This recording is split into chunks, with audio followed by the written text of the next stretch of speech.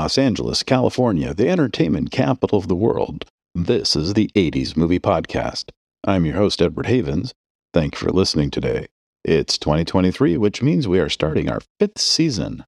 And for our first episode of this new season, we're going back to the end of 1980 to take a look back at what was supposed to be the launch of a new phase in the career of one of music's biggest stars. That musical star was Neil Diamond, and this would end up becoming his one and only attempt to act in a motion picture. We're talking about the jazz singer. As I've said time and time again, I don't really have a plan for this show. I talk about the movies and subjects I talk about often on a whim. I'll hear about something, and I'll be reminded of something else, and after a few days, I've got an episode researched, written, recorded, edited, and out there in the world. As I was working on the previous episode about the War of the Roses, just before my trip to Thailand, I saw a video of Neil Diamond singing Sweet Caroline on opening night of A Beautiful Noise, a new Broadway musical about the life and music of Mr. Diamond. I hadn't noticed Diamond had stopped performing live 5 years earlier due to a diagnosis of Parkinson's, and it was very touching to watch 1,000 people joyously sing along with the man. But as I was watching that video, I was reminded of The Jazz Singer, a movie we previously covered very lightly 3 years ago as part of our episode on the distribution company Associated Film Distribution. I was reminded that I haven't seen the movie in over 40 years, even though I remember rather enjoying it when it opened in theaters in December of 1980. I think I saw it 4 or 5 times over the course of a month, and I even went out and bought the soundtrack album, which I easily listened to 100 times before the start of summer. But we're getting ahead of ourselves yet again. The Jazz Singer began its life in 1917 when Samson Raffleson, a 23-year-old undergraduate at the University of Illinois, attended a performance of Robinson Crusoe Jr. in Champaign, Illinois. The star of that show was 30-year-old Al Jolson, a Russian-born Jew who had been a popular performer on Broadway stages for 15 years by this point, but regularly performing in blackface. After graduation, Raffleson would become an advertising executive in New York City, but on the side he would write stories. One short story called The Day of Atonement would be a thinly fictionalized account of Al Jolson's life, and it would be published in Everybody's Magazine in January of 1922. At the encouragement of his secretary at the advertising firm, Raffleson would adapt his story into a play, which would be produced on Broadway in September of 1925 with a new title, The Jazz Singer. Ironically, for a Broadway show based on the early life of Al Jolson, Jolson was not a part of the production. The part of Jake Rabinowitz, the son of a cantor, who finds success on Broadway with the angelicized name Jack Robin, would be played by George Jessel. The play would be a minor hit, running for 303 performances on Broadway before closing in June of 1926, and Warner Brothers would buy the movie rights the same week the show closed.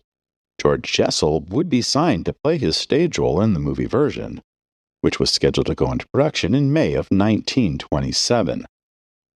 There are a number of reasons why Jessel would not end up making the movie.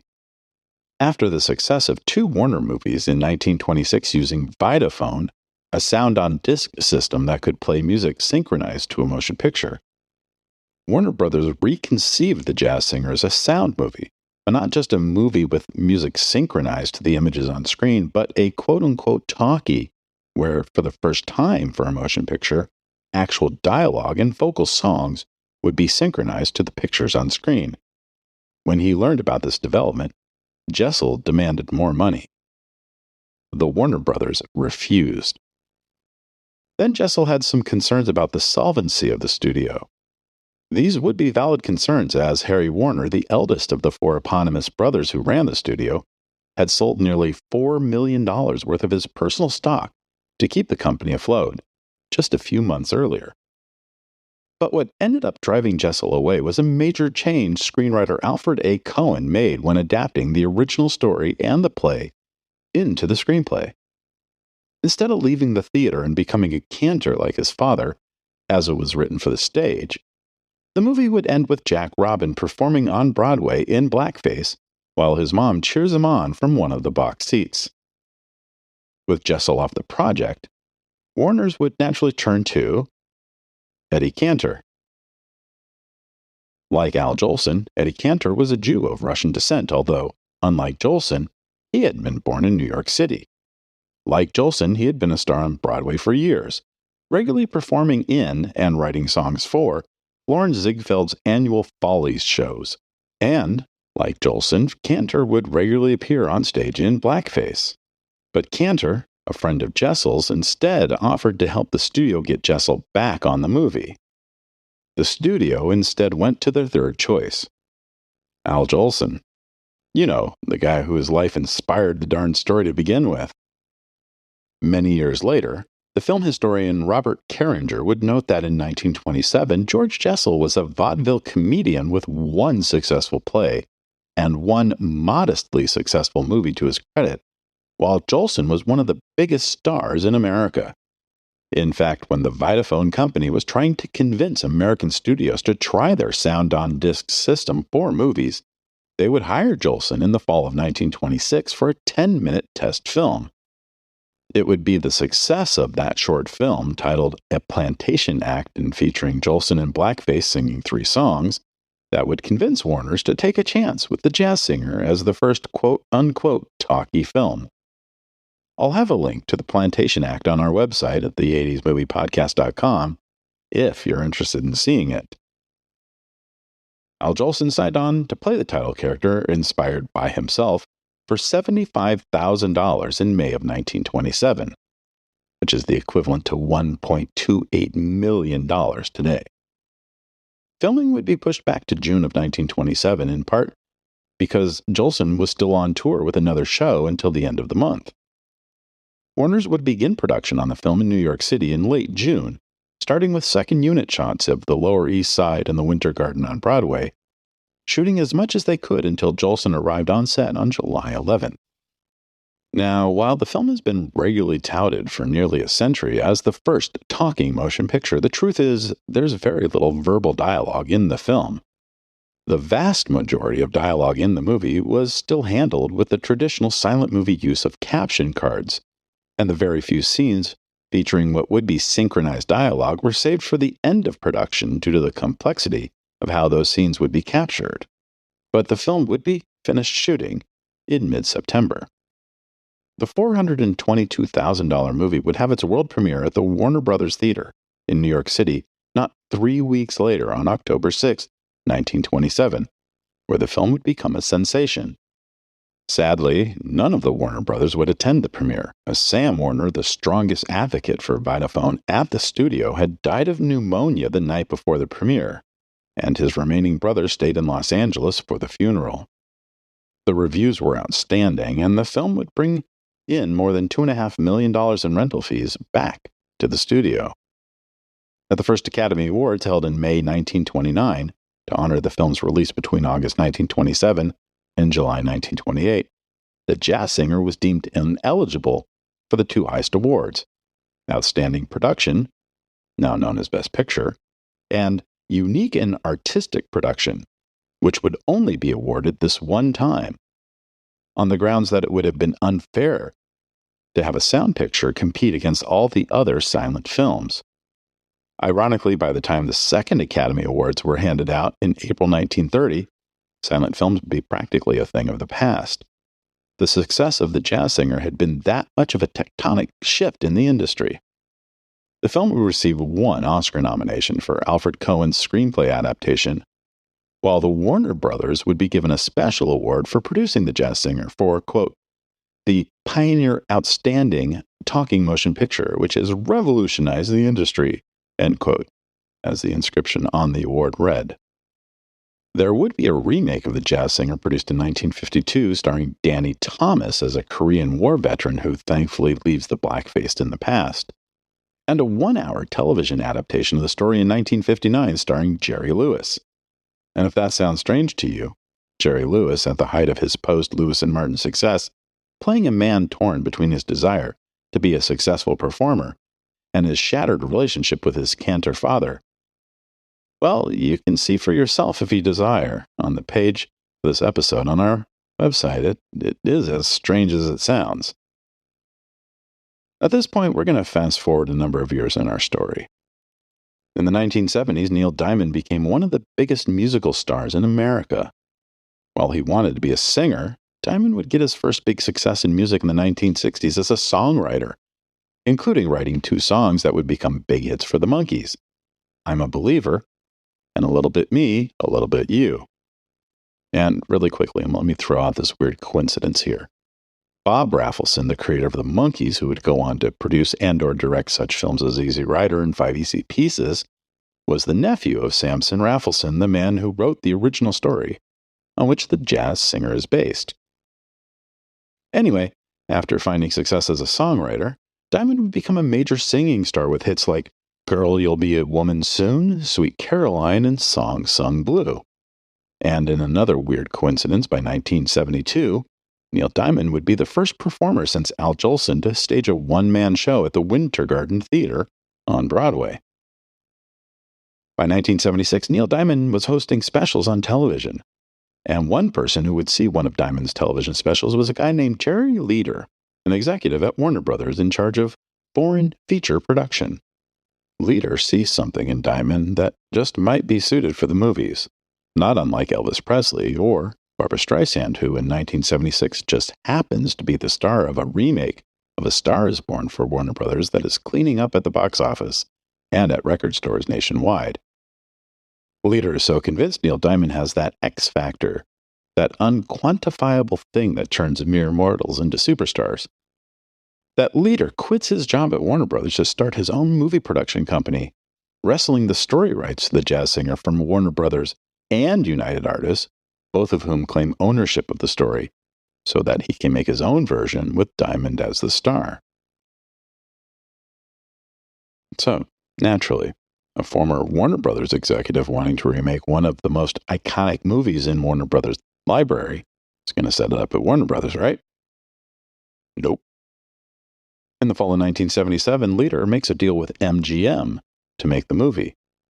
Diamond signs on to play the lead even before the script is written, and screenwriter Stephen H. Foreman is brought in to update the vaudeville-based original story into the modern day while incorporating Diamond's strengths as a songwriter to inform the story. But just before the film is set to shoot in September 1978, MGM would drop the movie, as some executives were worried the film would be perceived as being, and I'm quoting Mr. Foreman here, too Jewish. American Film Distribution, the American distribution arm of the British production companies ITC and EMI, would pick the film up and turn around and set a May 1979 production start date. Sidney J. Furie, the Canadian filmmaker who had directed Diana Ross in Lady Sings the Blues, would be hired to direct, and Jacqueline Bisset would be pursued to play the lead female role. But her agent priced their client out of the running. Deborah Raffin would be cast instead. And to help bring the kids in, producers would sign Sir Laurence Olivier to play Diamond's father, Cantor Rabinowitz. Sir Larry would get a cool $1 million for 10 weeks of work. There would, as always is with the case of making movies, be setbacks which would further delay the start of production. First, Diamond would hurt his back at the end of 1978, and he would need to go in for surgery in early January of 1979. Although Diamond had written and recorded all of the music that was going to be used in the movie, AFD considered replacing Diamond with Barry Manilow, who had also never starred in a movie before, but they would stick with their original star. After nearly a year of rest, Diamond was ready to begin, and the cameras would roll on the $10 million production on January 7, 1980. And, as always is the case with making movies, there would be more setbacks as soon as production began. Diamond, uniquely aware of just how little training he had as an actor, struggled to find his place on the set, especially when working with an actor like Sir Laurence Olivier. Director Furie, who was never satisfied with the screenplay, ordered the writer, Foreman, to come up with new scenes that would help lessen the burden Diamond was placing on himself and the production. The writer would balk at almost every single suggestion, and he eventually walked off the film. Herbert Baker, an old-school screenwriter who had worked on several of the Dean Martin and Jerry Lewis movies, was brought in to punch up the script. But he would end up completely rewriting the film, even though the movie had already been in production for a few weeks. Baker and Fury would spend every moment the director wasn't actively working on the set reworking the story, changing the Deborah Raffin character so much that she would leave the production. Her friend Lucie Arnaz, the daughter of Desi Arnaz and Lucille Ball, would take over the role, after Cher, Liza Minnelli, and Donna Summer were considered. Sensing an out-of-control production, Sir Lou Grey, the British media titan owner of AFD, decided a change was needed. He would shut the production down on March 3, 1980, and fire director Fury.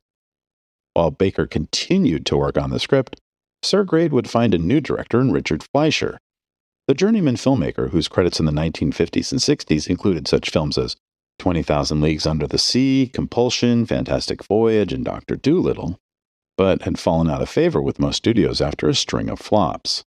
In fact, this would be the second film in a year where Fleischer was hired to replace another director during the middle of production, having replaced Richard C. Sarafian on the action-adventure film Ashanti in 1979. With Fleischer aboard, production on The Jazz Singer would resume in late March, and there was an immediate, noticeable difference on set. Where Fury and many of the members of the crew were regularly deferred to Diamond due to his stature as an entertainer, letting the singer spiral out of control if things weren't working right, Fleischer would calm the actor down and help him work back into the scene. Except for one scene set in a recording studio where Diamond's character needed to explode into anger. After a few takes that didn't go as well as he'd hoped, Diamond went into the recording booth where his movie band was stationed, while Fleischer was resetting the shot. When the director noticed, Diamond was working himself into a rage. The director called action, and Diamond nailed the take as needed. When the director asked Diamond how he got to that moment, the singer had said he was frustrated with himself that he wasn't hitting the scene right, and he asked his band to play something that would make him angry. The band obliged. What did they play? A Barry Manilow song. But despite the recasting of the lead female role, a change of director, and a number of rewrites by two different writers during the production, the film was able to finish shooting at the end of April with only $3 million added to the budget. Associated Film would set a December 19, 1980 release date for the film, while Capitol Records, owned at the time by EMI, would release the first single from the soundtrack, a soft rock ballad called Love on the Rocks, in October, with the full soundtrack album arriving in stores a month later. As expected for a new Neil Diamond song, Love on the Rocks was an immediate hit, climbing the charts all the way to number 2 on the Billboard Hot 100. Several days before opening in 281 theaters on December 19th, there was a huge, star-studded premiere at the Plitt Century Plaza Theaters in Los Angeles. Peter Falk, Harvey Korman, Ed McMahon, Gregory Peck, Cesar Romero, and John Voight were just a handful of the Hollywood community who came out to attend what was one of the biggest Hollywood premieres in years. That would seem to project a confidence in the movie from the distributor's standpoint. Or so you'd think. But as it turned out, The Jazz Singer was one of 3 movies Associated Film would release that day. Along with The Jazz Singer, they would release the British mystery film The Mirror Cracked, starring Angela Lansbury and Elizabeth Taylor, and the Richard Donner drama Inside Moves. Of the 3 movies, The Jazz Singer would gross the most that weekend, pulling in a modest $1.167 million, versus The Mirror Cracked's $608,000 from 340 screens, and Inside Moves' $201,000 from 67 screens. But compared to Clint Eastwood's Any Which Way You Can, the Richard Pryor Gene Wilder comedy Stir Crazy, and the Dolly Parton and Lily Tomlin Jane Fonda comedy 9 to 5, it wasn't the best opening they could hope for. But the film would continue to play. Well, not exceptional, at least it would hold on to its intended audience for a while. Sensing the film needed some help, Capitol Records released a second single from the soundtrack, another power ballad called Hello Again, in January 1981, which would become yet another top 10 hit for Diamond.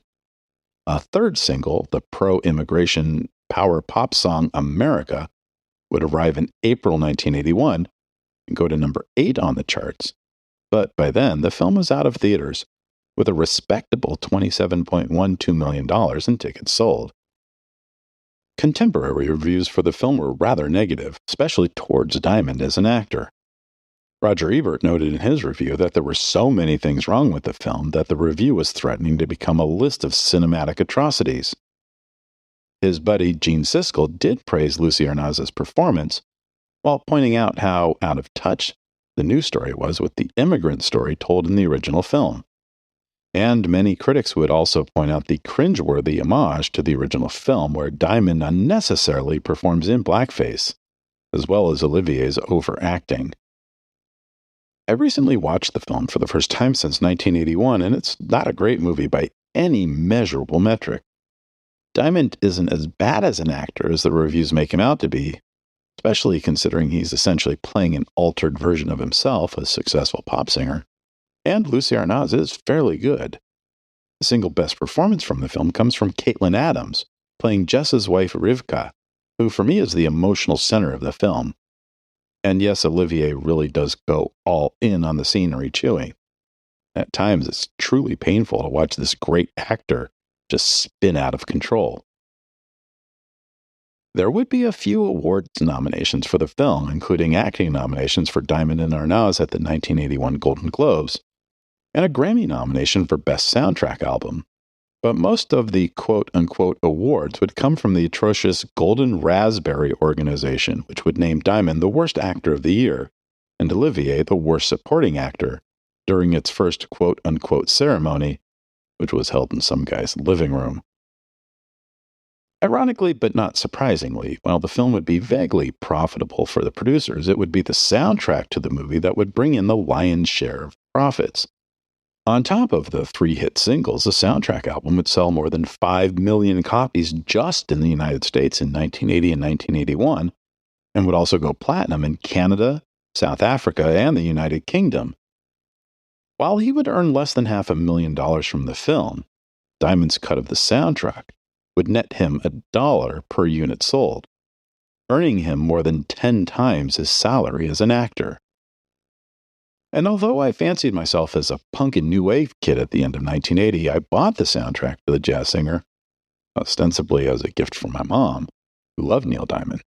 But I easily wore out the grooves on that album listening to it over and over again.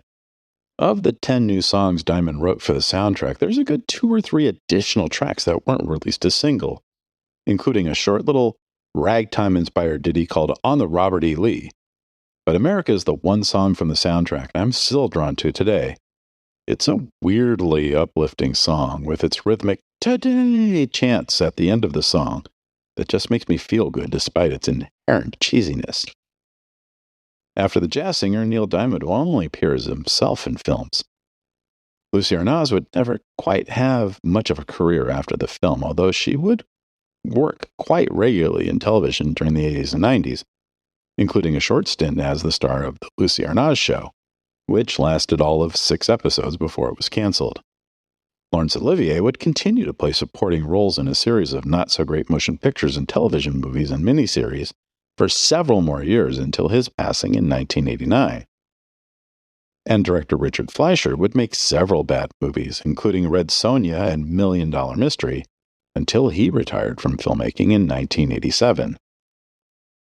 As I noted in our February 2020 episode about AFD, the act of releasing 3 movies on the same day was a last desperate move in order to pump some much-needed capital into the company. And while the jazz singer would bring in some money, it wasn't enough to cover the losses from those other 2 movies released the same day, or several other underperforming films released early in the year, such as the infamous Village People movie Can't Stop the Music and Raise the Titanic. Sir Lou Grade would close AFD down in early 1981 and sell several movies that were completed in production or in pre-production to Universal Studios. Ironically, those movies might have saved the company had they been able to hang on a little longer, as they included such titles as The Dark Crystal, Francis, On Golden Pond, Sophie's Choice, and Tender Mercies. Thank you for joining us. We'll talk again soon when episode 99 is released. Remember to visit this episode's page on our website, the 80s Movie Podcast, for extra materials about Neil Diamond and all the various versions of the jazz singer. The 80s Movie Podcast has been researched, written, narrated, and edited by Edward Havens for idiosyncratic entertainment. Thank you again. Good night.